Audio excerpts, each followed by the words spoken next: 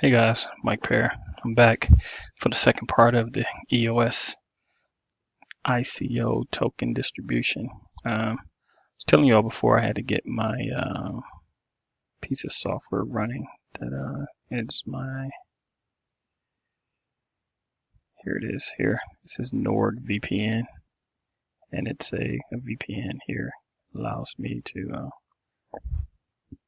go into other areas to be able to say, hey, I'm connected through Costa Rica, so it's not coming from a US domicile. Because of that, whereas before when I was on this EOS screen, you could see here that it says IP address from the US detected, not allowed. But now since it's come from a Costa Rican IP address, I can use this one. So click on Get EOS. See here a bunch of check boxes. Click those. Go through. All right. Then this is the breakdown of the token. So you can say EOS token will be distributed, take place over 341 days, starting June 26 UTC. 1 billion tokens will be distributed for the first 5 days. That's period 1. So another period, 300. Well, this is 350 consecutive 23-hour periods, beginning July 1st, and then there's 100 million tokens that are reserved for the founders, and blockchain one people. Block one is that company name of EOS. So it just gives more distribution here. It just talks about example that on a given day, depending upon the supply and demand, that'll determine how many tokens you will get. So if say if a single period there are a total of 20 EOS tokens that are available, Bob gives 4 ETH and 4 Ethereum, or ETH. That's the abbreviation for it. Alex contribute 1. As a total of 5 were contributed for 20 EOS tokens during that period.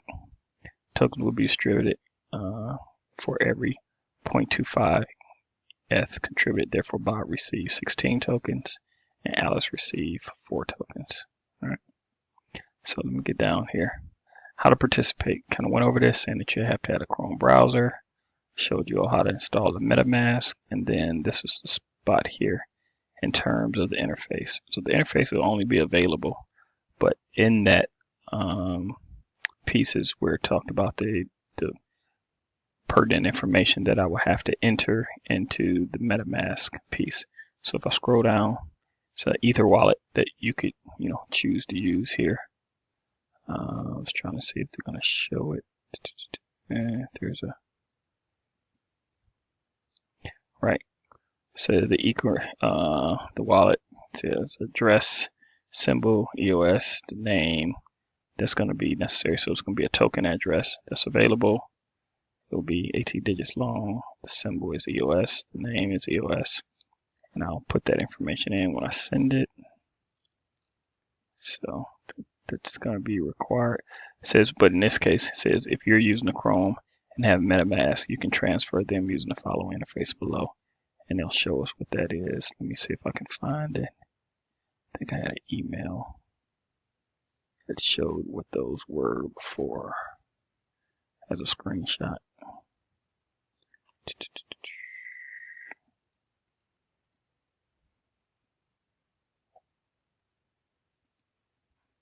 So here's a link. You can go to this link here and you can walk through it if some of the pieces you need to step through. Just kind of goes through what I showed you before, installing the MetaMask. And so here is some of the information. So the contract name, contract address, this JSON interface, this is going to be provided based upon that interface on the EOS that I was referring to back here. They'll provide that information, and then using the Chrome and the MetaMask piece here. After having logged in again,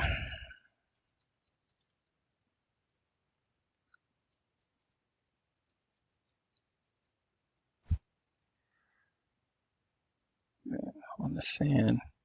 So it'll be a recipient. I'll put that address in there for the recipient that they supplied here. However much how many ETH I'm gonna contribute, and then the transactional data, and they'll have that there, and I can paste it in, and I'll be able to send that over. So again, once that's contributed, and then they turn around and issue those tokens to this address. Again, I'm using this MetaMask because that way I own the private keys to that, and it's a security concern.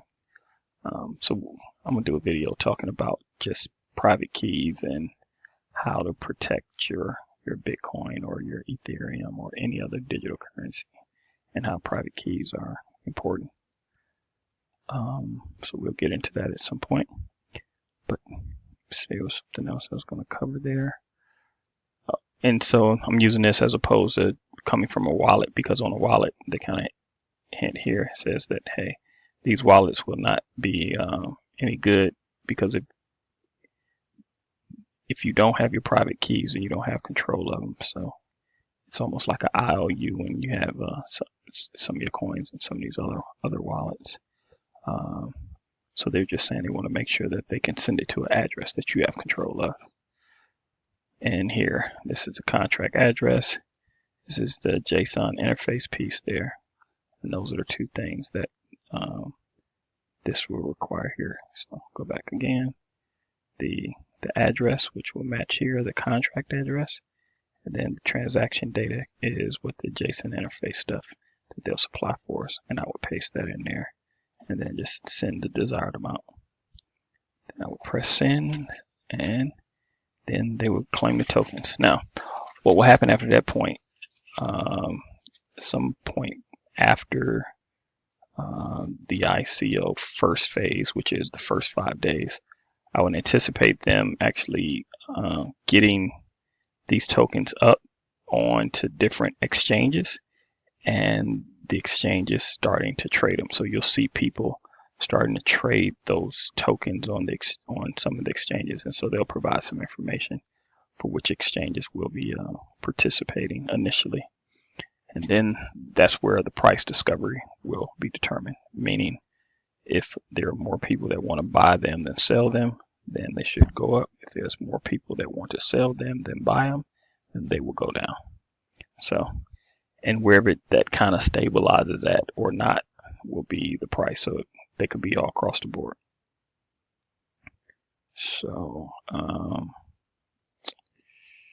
that's about it as the terms of ICO goes. Let me go back to my notes here. So put the link to the video for the second part. I'll have the one for the other part. Let's see. Okay, well, let's talk a little bit here. I did write some more notes. So kind of walk through the process again. This particular ICO is accepting Ethereum. We talked about that. It's broken out into 5 phases. Unlike this ICO, it would last for over close to a year.